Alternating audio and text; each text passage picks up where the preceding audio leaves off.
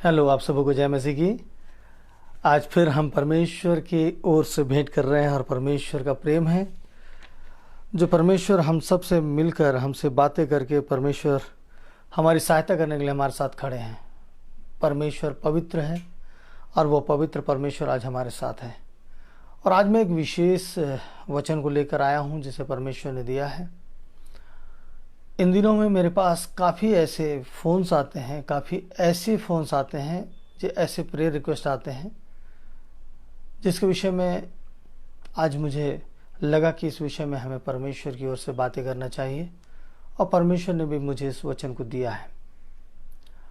आज संसार में व्यभिचार बहुत ज़्यादा बढ़ गया है। व्यभिचार के लिए हर परिवार तोड़ दिया जा रहा है। कई परिवार है फ़ोन कर रहे हैं पति पत्नी के संबंध में कि पति जो है बाहरी संबंध में लिप्त हो गया है, कोई अन्य स्त्री के साथ संबंध में है। ऐसी किसी स्त्री का भी फ़ोन आ रहा, ये पुरुष का भी फ़ोन आ रहा है कि उसकी पत्नी के साथ ऐसा है। मुझे अपनी पत्नी पर इस बात का शंका और शक हो चुका है, कृपया हमारे लिए प्रार्थना करिए। हमारे जीवन में सबसे बड़ी बात यही है कि हम संसार के ईश्वर की ओर दौड़ते हैं और हम इस वचन का पालन नहीं कर पाते हैं। हम इस वचन को पढ़ेंगे। हालेलुया। ये वचन है इफिसियों 5 उसका 32वां पद, 32 और 33। यह भेद तो बड़ा है पर मैं यहाँ मसीह और कलीसिया के विषय में कहता हूँ। पर तुम में से हर एक अपनी पत्नी से अपने समान प्रेम रखो और पत्नी भी अपने पति का भय माने। तुम में से हर एक अपनी पत्नी से अपने समान प्रेम रखो और पत्नी भी अपने पति का भय माने, पति का भय माने। तो इस प्रकार से एक वचन जो है हम देख रहे हैं, वो वचन के अनुसार मैं आपसे एक बातें करता हूँ। वचन इस प्रकार का है और इस वचन के आधार पर मैंने कल एक कहानी को देख रहा था। वो कहानी इस प्रकार से है कि, और मेरे ख्याल से आप में से कई लोग इस कहानी को जानते होंगे। एक बार एक बड़ा फंक्शन हो रहा था, पति पत्नियों का जोड़ा वहाँ बुलाया गया था और पति पत्नियों के जोड़े के साथ एक फंक्शन मनाया जा रहा था, बड़ी खुशी के साथ मनाया जा रहा था। और अधिकांश वहाँ पे जो शेरो शायरी या चुटकुले या किस्से सुनाए जा रहे थे वो पति पत्नी के लिए व्यंग्यात्मक थे और उसमें मज़ा भी ले रहे थे।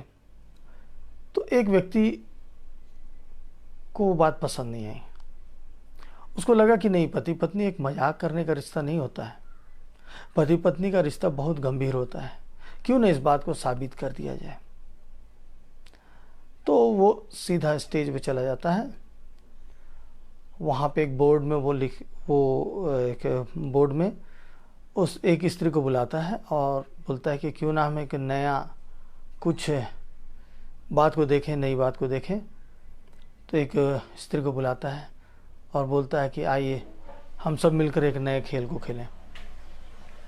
और उस स्त्री से बोलता है कि आप जितने लोगों से प्रेम करते हो, जितने लोगों से प्यार करते हो, अपने पड़ोसी से, अपने माता पिता से, अपने पति से, अपने बच्चे से, सबका नाम इस इस बोर्ड में लिखिए। और जब ये बोर्ड में लिखा जाता है ना, तो वो जब लिखती है तो तकरीबन 20-25 लोगों का नाम लिखती है। उसमें से फिर ये बोलता है कि आप इनमें से अगर कुछ लोगों को हटाना होगा तो इसमें से करीबन आप 5 ऐसे हैं जिनसे आपने कम प्यार करते हो, आप उनके नाम हटा दो। तो वो क्या करती है, वो 5 पड़ोसियों का नाम को मिटा देती है। उसके बाद फिर उससे पूछा जाता है कि आप अब जो बचे लोग हैं 20 लोग, इसमें से ऐसे 5 लोग को हटा दीजिए जिससे आप कम प्यार करते हो इनकी तुलना में। तो वो अपने रिश्तेदारों का नाम हटाती है। कुछ रिश्तेदारों का नाम हटाती जो दूर के होते हैं। उसके बाद फिर नाम को हटाने बोला जाता है तो अपने भाई बहनों के नाम को हटाती है।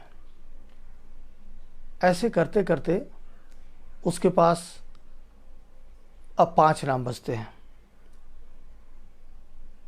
5 नाम में उसके पति, उसके माता पिता और उसके बच्चे। अब बोला जाता है कि ये 5 में से आप सबसे पहले तुलना कीजिए और किसे आप हटाना चाहेंगे। बड़ा सोचती है, विचार करती है, उसके बाद क्या करती है, बड़े दुख के साथ वो अपने माता पिता का नाम को मिटा देती है। अब माता पिता के नाम को मिटाने के बाद 3 नाम बचते हैं, जिसमें उनके पति और उनके 2 बच्चों का नाम होता है। अब सवाल किया जाता है, आपने तो इतने लोगों को अपने जीवन से निकाल दिया, अब यदि इनमें से भी आपको चुनाव करना पड़े तो इन नामों में से आप 2 नाम को मिटाएंगे तो कौन से 2 नाम को मिटाएंगे? तो वो क्या करती है, वो पहले एक नाम को मिटाती है। वो उसमें का एक बच्चा होता है, उसका नाम मिटाती है। अब एक उसका बेटा और एक उसके पति का नाम रह जाता है। तो बोलते हैं कि आपने तो एक नाम मिटाया और एक नाम का चुनाव कीजिए। वो बड़े तकलीफ से फिर एक बच्चे का ही नाम को मिटाती है और उसके पति का नाम को रहने देती है। और इस प्रकार से वो अपने पति का नाम ही बचा पाती है। इतने लोगों के बीच में वो पत्नी अपने पति का ही चुनाव करती कि सबसे ज़्यादा तुम किससे प्रेम करते हो, सबसे ज़्यादा। तो उसे पूछा जाता है कि आपने सारे लोगों का नाम धीरे धीरे करके मिटाया, लेकिन अंत तक आपने पति का नाम को क्यों संभाल कर रखा? तो उसका कहना रहता है कि धीरे धीरे सारे लोग मुझसे दूर हो जाएंगे, लेकिन मेरे अंत तक मेरा पति ही मेरा सहारा होगा। हमारे बच्चे भी शादी हो जाएंगे, उसके बाद भी क्या पता कि वो हमारे साथ हों ना हों, लेकिन मेरा पति मेरे साथ होगा। और ठीक वैसे ही पत्नी जैसा बोलती, ठीक वैसे ही पतियों के साथ भी होता है। अंत का सहारा, हमारा सहारा कौन होता है? इसलिए परमेश्वर ने कहा कि तुम में से हर एक अपनी पत्नी से अपने समान प्रेम रखे और पत्नी भी अपने पति का भय माने। और ऐसा करने से हम परमेश्वर की ओर से आनंदित होते हैं। यहां पे एक और बात लिखा हुआ है। वो बात इस प्रकार से लिखा हुआ है, 5:22, इफिसियों 5:22 से पढ़ते हैं। हे पत्नियों, अपने अपने पति के ऐसे अधीन रहो जैसे प्रभु के, क्योंकि पति पत्नी का सिर है, जैसे कि मसीह कलीसिया का सिर है और स्वयं की देह का उद्धार करता है। और पतियों का लिखा हुआ है, हे पतियों, अपनी अपनी पत्नी से प्रेम रखो, जैसा मसीह ने भी कलीसिया से प्रेम करके अपने आप को उसके लिए दे दिया। तो परमेश्वर तो पति पत्नी को इसलिए बनाया, जोड़ा बनाया, जोड़े में बनाया, और वो जोड़ के इसलिए रखा है कि वो इस संसार में एक महत्वपूर्ण काम को करें, लेकिन अंत तक वो साथ में रहें। एक दूसरे के पूरक है, एक दूसरे से जोड़ के बनाया गया है। परमेश्वर ने जब आदम को बनाया तो आदम ने क्या किया? अकेला रहना उसको अजीब लगा, तो परमेश्वर ने चाहा कि अकेला इसका रहना अच्छा नहीं, तो उसने उसके लिए एक हवा को बनाया। और जब हवा को बनाया तो परमेश्वर ने आदम के पसली से, उसके एक पसली को निकालकर उससे हवा को बनाया, मतलब शरीर का एक अंग। तो पत्नी शरीर की एक अंग हुई, और इसलिए परमेश्वर इस अंग को बता रहे हैं कि वो आपके अंग है, आपके अंग है, और वो अंग एक दूसरे का अंग है। और परमेश्वर ने पत्नी को मनुष्य के, पुरुष के पसली से बनाया, न उसके सिर की हड्डी से बनाया, न पैर की हड्डी से बनाया। स्त्री न पैर में रखने के लिए है और न सिर के लिए है, वो समानता के लिए है। तो हम अपने परिवार में अगर समानता के साथ चलते हैं और परमेश्वर की इस आज्ञा को मानते हैं, तो हमारा परिवार उन्नति और तरक्की की ओर बढ़ता चला जाएगा, हमारा परिवार आनंद की ओर बढ़ता चला जाएगा। तो क्यों ना हम इस बात को ध्यान रखें और आज इस बात से समझें, क्योंकि लगातार मेरे पास ऐसे फ़ोन्स आ रहे हैं। तो हम सब मिलकर प्रार्थना करें, क्योंकि हर लगभग घरों में ये परिस्थिति आ गई है, लगभग घरों में ये परिस्थिति आ गई है। इसलिए आइए हम इस बातों के लिए, इन बातों के लिए, विषय के लिए प्रार्थना करें। और मेरे सुनने वाले भाई, यदि आप और मैं ऐसे फंदे में हैं तो आज बचने का अवसर है। हम प्रभु के पास जाएं और प्रभु से बोले, प्रभु मेरे लिए मार्ग निकालिए। आइए प्रार्थना में चलते हैं। पवित्र सामर्थी प्यारे प्रभु यीशु मसीह, उद्धार करता पिता, आज जो आपने खूबसूरत वचन दिया है पिता, ये वचन हमारे जीवन के लिए पिता परमेश्वर एक बेहतर शिक्षा है पिता। क्योंकि पिता परमेश्वर आपने पति पत्नी को इसलिए जोड़ा है कि पिता परमेश्वर संसार में हम एक बड़े कामों को देख सकें और पिता परमेश्वर हर समस्याओं में एक दूसरे का साथ ले सकें, हर लड़ाई साथ मिलकर लड़ सकें और इस संसार में आई हमारी विपत्ति को हम दोनों मिलकर पिता परमेश्वर आज़ादी से लड़ सकें और जीत जाए पिता। मेरे प्रभु यीशु मसीह, आपने जोड़े में इसलिए बनाया है कि हर परिस्थिति का सामना हम कर सकें। हम अकेले कुछ भी नहीं, इसलिए आपने हमें एक दूसरे से प्रेम करने भी सिखाया है, प्रेम करने सिखाया पिता परमेश्वर। इसलिए आज हम उस प्रेम में बंध जाएं और इस बात को हम आज जान जाएं, समझ जाएं और उस परमेश्वर की आज्ञा का पालन करें। प्रभु, हम आपकी आज्ञा का पालन करें। प्रभु जी, हर परिवार को टूटने से बचा लो पिता। प्रभु जी, टूटने से बचा लो मेरे पिता परमेश्वर। ऐसी स्त्रियां हैं पिता परमेश्वर जो उनके पतियों को खींच रही हैं पिता, उनके बार बार उनको बोलने पर भी वो समझने को तैयार नहीं पिता परमेश्वर। प्रभु, ऐसी स्त्रियों का आज जीवन बदल जाए प्रभु जी। और अगर ये जादू टोना तंत्र मंत्र के आधार पर उन परिवार को तोड़ना चाह रही हैं ऐसी स्त्रियां, तो प्रभु आज उन पर अपनी सेना को भेजना पिता।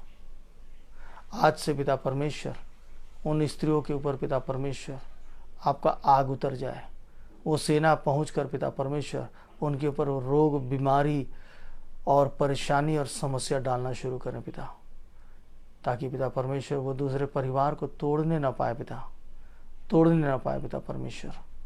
प्रभु, जिन लोगों को मैं देख रहा हूँ, जान रहा हूँ, जिन लोगों ने मुझको फ़ोन किया पिता, उन लोगों की आज़ादी के लिए मैं आपसे प्रार्थना करता हूँ पिता।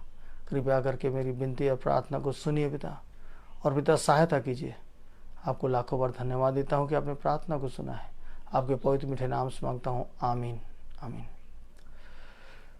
तो मेरे प्रिय साथियों, विश्वासी भाइयों बहनों, मैंने इस वचन को इसलिए चुना क्योंकि परमेश्वर ने मुझे कहा है कि तुम इन बातों को करो। क्योंकि आज जो प्रार्थना में हमने जो बातें की है कि उनके ऊपर अंगारे बरसेंगे, जो किसी के परिवार को तोड़ रहे हैं, उनके ऊपर विपत्ति और समस्या आ जाएंगे। क्योंकि आज परमेश्वर ऐसा चाहता है, क्योंकि उनकी पत्नियों को वे पति रुला रहे हैं। ऐसे पति हैं जो अपनी पत्नियों के लिए रो रहे हैं, ऐसी स्त्रियां हैं बहुत परेशान हैं, ऐसे लोग हैं जो अपनी पत्नी को छोड़ के किसी स्त्री को अपने घर में ले आए हैं। ऐसे लोगों का फोन आ रहा है। अब परमेश्वर इस बात से नाराज हो गए और ऐसी स्त्रियों के ऊपर और ऐसे पुरुषों के ऊपर आज से बीमारियां शुरू हो जाएगी।